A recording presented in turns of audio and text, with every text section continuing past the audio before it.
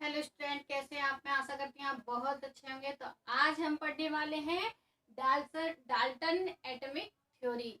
हम पढ़ रहे हैं मैटर, और उससे हमने पढ़ा था atom, element, molecule and compound. अब हम डाल्टन के एटॉमिक थ्योरी पढ़ रहे हैं।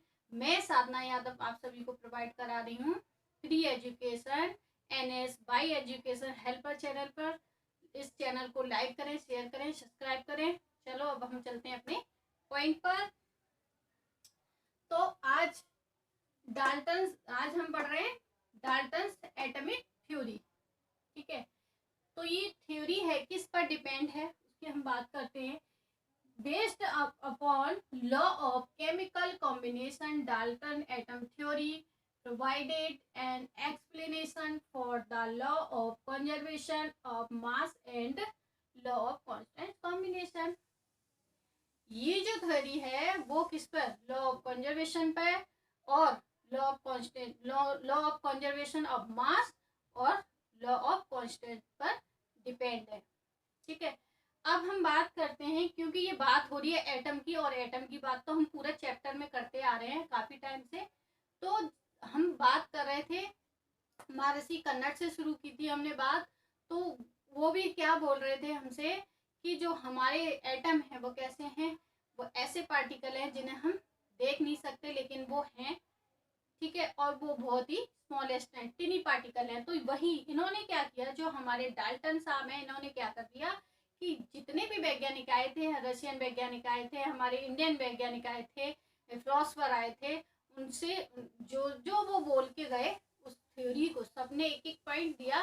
इन्होंने क्या किया कि सभी के पॉइंट इकट्ठे किए और अपनी एक थ्योरी बना दी, डाल्टन थ्योरी। तो वही पॉइंट जो हमने पहले पढ़ लिए उसको हम फिर से रिवाइज करते हैं डाल्टन थ्योरी के रूप में। ठीक है, तो postulants of Dalton theory are as follows. तो अब हम पढ़ेंगे डाल्टन के पोस्टुलेंट। इसमें फर्स्ट जो है वो है all matters are made of very tiny particle called matter. जो मैटर होते हैं, जितने भी मैटर हैं, जितने भी वर्ड में हमारे में जितने भी मैटर हैं, मैटर क्या है? जो जो चीज हमें दिखाई दे रही है वो सभी क्या है? मैटर है। ठीक है, तो जो मैटर है वो किससे बने हुए? टिनी स्मॉलेस्ट पार्टिकल से बने, टिनी पार्टिकल से, वेरी टिनी पार्टिकल से क्या हुए हैं? ये एटम हमारे बने हुए हैं। तो ये यही तो बात किसने बोली थी? महर्षि कन्नड़ ने भी यही बात बोली थी। चलो, which particle is chemical, which participate in chemical reaction. ये कह रहे हैं कि जो जो हमारे छोटे छोटे जो एटम होते हैं वो किसमें? केमिकल रिएक्शन में भाग लेते हैं।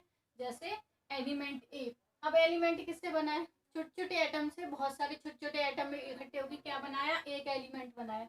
तो एलिमेंट ए बनाया, एलिमेंट बी बनाया। जब एलिमेंट ए और बी की रिएक्शन, केमिकल रिएक्शन में पार्टिसिपेट करते हैं ना, तो जब इन्होंने पार्टिसिपेट किया तो क्या बना? कंपाउंड सी बन गया। तो इन्होंने क्या किया? कुछ केमिकल रिएक्शन में भाग लेके कुछ नया बना दिया। ठीक है, atoms are individual participate which can not be creator और डिस्ट्रॉयड इन केमिकल रिएक्शन। जब ये जो हमारे एटम होते हैं वो स्वतंत्र अवस्था में नहीं पाए जाते, फ्री अवस्था में नहीं पाए जाते। ये क्या करते हैं? अगर इन्हें हम केमिकल रिएक्शन कराएं तो क्या होता है? ये कुछ ना तो नया क्रिएट करते हैं, कुछ नया, जैसे आपने कार्बन से रिएक्शन कराई आपने, वो बन गया क्या? नाइट्रोजन। ऐसा पॉसिबल नहीं है। कार्बन से कराई है, वो कार्बन किसी और एटम से जुड़ के कंबाइंड हो जाएगा, बट वो रहेगा कार्बन ही। ठीक है, तो इसमें क्या क्या करेंगे?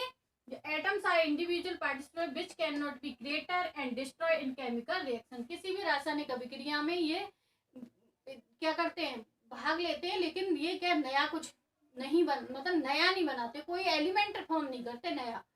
ठीक है, in chemical reaction atoms combine to form a new unit. कोई नई चीज नहीं बनाते हैं। और existing one can not be destroy and new one can not form. और ना ही कुछ नया बनाते हैं, ना न्यू क्रिएट करते हैं, ना न्यू फॉर्म करते हैं, ना डिस्ट्रॉय होते हैं, ना ही क्या होते हैं कि टूट के अलग होते हैं। कैसे रहते हैं? वो कंबाइंड में ही रहते हैं। एटम कैसे रहते हैं? कंबाइंड रूप में ही रहते हैं। जस्ट लाइक ये एग्जांपल है हमारा 2H2 plus O2, 2H2 plus O2। ठीक है, तो अगर हम इनकी रिएक्शन कराएं तो हमारे 2O है तो हमने ये 2O रख दिए। ठीक है, और H कितने 4 हैं तो हमने H इधर इनके साथ क्या किया मिला दिए। अब हमें ये देखना है इस लॉ के अकॉर्डिंग क्या H की जगह कुछ और आया, H की जगह N तो नहीं आ गया, नहीं आया ना, आया तो H ही। ठीक है, और O की जगह कुछ और तो नहीं बदल गया, सल्फर तो नहीं हो गया, नहीं हुआ। क्या करते जो है वो अरेंज हो जाते हैं, जैसे ओनली अरेंजमेंट ऑफ एटम, क्या केवल इनका अरेंजमेंट होता है, चेंज नहीं होता कि ऑक्सीजन पहले ऑक्सीजन थी और बाद में क्या बन गई कार्बन डाइऑक्साइड बन गई, कैसे बनने नहीं बनेगी, वो चेंज हो जाएगी, कार्बन हट जाएगा तो ऑक्सीजन बन जाएगी, क्या हो जाएगा अरेंजमेंट होगा तभी तो चेंज होगा उसमें, तो क्या होगा अरेंजमेंट हो जाता है एटम का। ठीक है, नो न्यू एटम फॉर्मेशन, और नया एलिमेंट नहीं बनता है, नया एटम नहीं बनता है, सेम ही रहता है। Atoms of given element are identical is mass and chemical property, जो इनके मास और केमिकल प्रॉपर्टी होती है, इनकी पहचान होती है, आइडेंटिकल पहचान होती है, वो मास और केमिकल प्रॉपर्टी होती है, तो सेम एटम में सेम रहती है। तो जैसे ऑक्सीजन है O2 है तो ऑक्सीजन ऑक्सीजन ही रहा ना, इसके भी वही केमिकल प्रॉपर्टी होगी इस वाले ऑक्सीजन की, और वही इस वाले ऑक्सीजन की केमिकल प्रॉपर्टी होगी।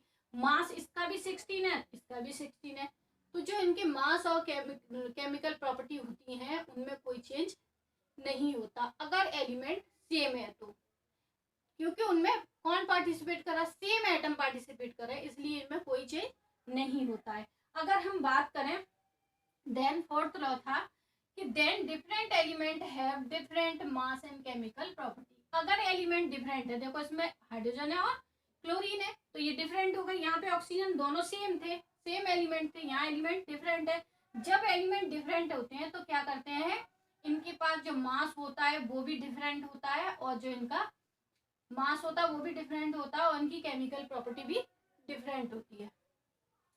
फिफ्थ लॉ था इनका कि जो atoms combination in the ratio of small whole number from compound, जो इनका अगर हम कॉम्बिनेशन करते हैं वो कैसा होता है, रेशियो में होता है। अगर हम इन्हें मिलाते हैं तो किसमें, एक रेशियो में मिलाते हैं। जैसे अगर मैं हाइड्रोजन H2O को मिलाती हूँ तो इनका क्या कॉम्बिनेशन है, ये हो गया O और ये 2H हो गया, तो हमारा 1/2, क्योंकि ऑक्सीजन 1 है और जो हाइड्रोजन 2 है तो इसका क्या रेशियो निकला 1:2। तो ऐसे ही क्या होता है कि अगर हम कार्बन डाइऑक्साइड की बात करेंगे तब भी ऐसे मैंने CO2 लिया, ठीक है, तो ये अगर मैं इसकी बात करती हूँ तो कार्बन और ऑक्सीजन 2O हो गए और कार्बन 1 हो गया, तो अगर मैं इसका रेशियो निकालूंगी तो 1/2 आएगा, तो 1:2। तो ये कंपाउंड का क्या हो गया, rational smallest rational whole number का small combination is rational of smallest whole number निकला इसका, ये क्या है, इसका होल नंबर का स्मॉलेस्ट मास जो होता है इसका, ठीक है, उसका रेशियो है। तो ये थी हमारे डाल्टन की थ्योरी। आई होप आपको समझ में आई होगी, यदि आपको समझ में आई है तो मेरे वीडियो को लाइक करें, शेयर करें, सब्सक्राइब करें। धन्यवाद।